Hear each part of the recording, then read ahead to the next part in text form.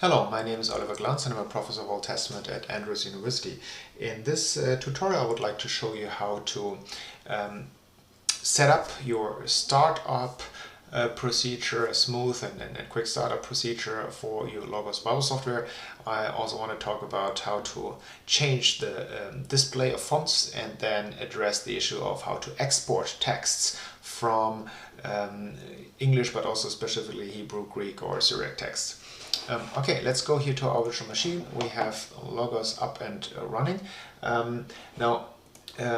When you want to define the display of your Greek, Hebrew text, you have to go to Program Settings, and then in the section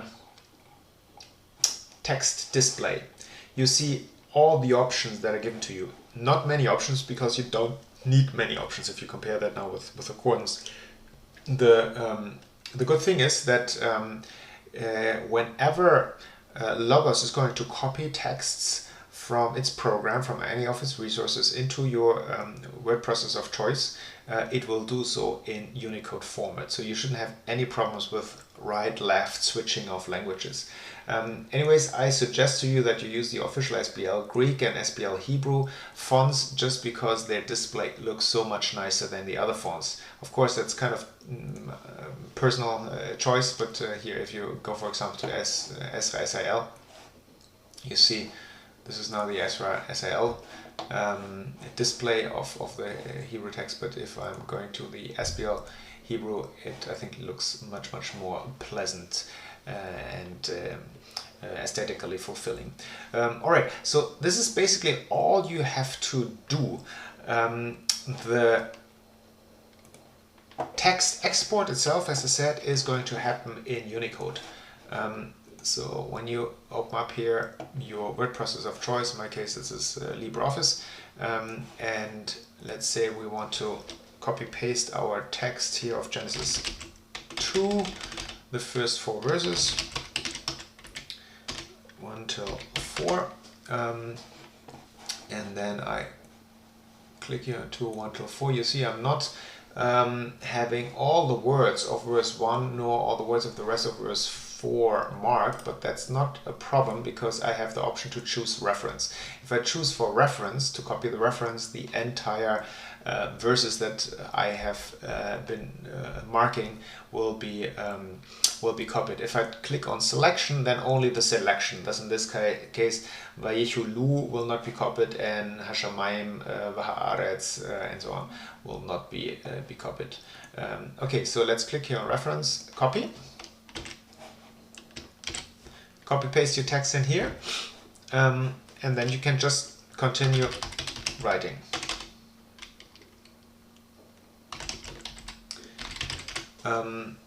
Now, you think this might be an easy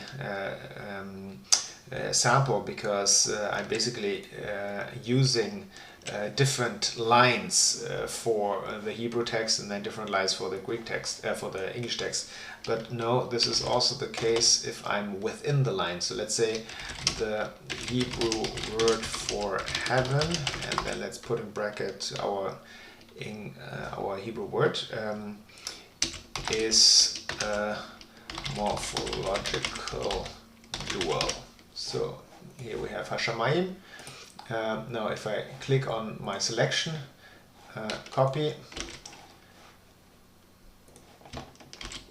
you see I'm fine, nothing is distorted, my text flow remains the way it does. So let's have now a word right at the beginning, Haaretz,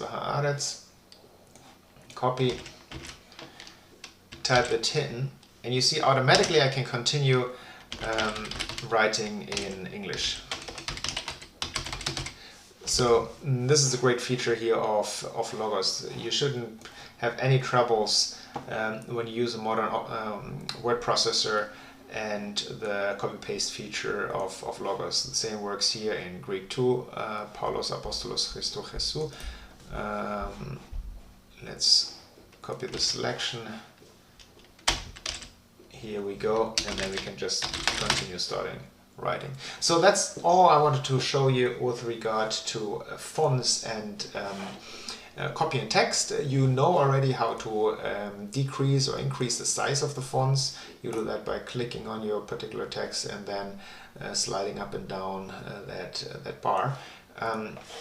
The other thing that I want you to know in this tutorial is to tweak the startup procedure with Logos. So whenever you are starting Logos, it will do so in a way that you have defined. Now, how did you define that particular way? You go to Program Settings, and then here at Start Up, it allows you to make basically, I would say, 3 choices.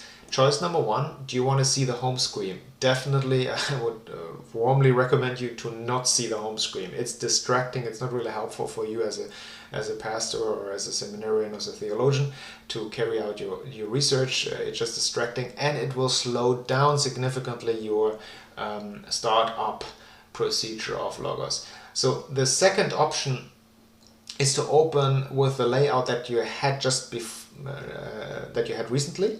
And the third option is that you choose a specific layout that you have built and that you want the text to return all the time. For example, here 0000 tutorial.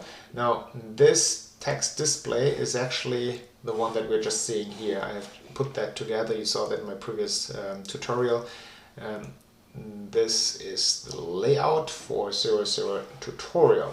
Okay, so now if I change this, for example, now I only have the ESV and the Hebrew text, and I shut down Logos. Remember, we did in the preferences choose for starting up with the layout 000 tutorial.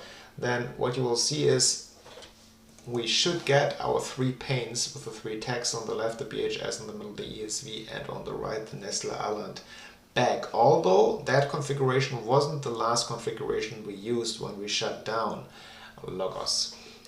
So let's wait again. It just takes so long. Okay, here we are. So now we have that specific screen named the 000 tutorial screen up and running. So if I choose under Tools and Preferences to restart Logos with, for example, just the most recent layout that we used, well, now you'll see when I click off here on the Nestle Aland, I will then shut down Logos and restart Logos. It will open with only those 2 texts. It won't resume our tutorial 000 with those 3 texts, but it will only show us on the left the BHS text and on the right the ESV text.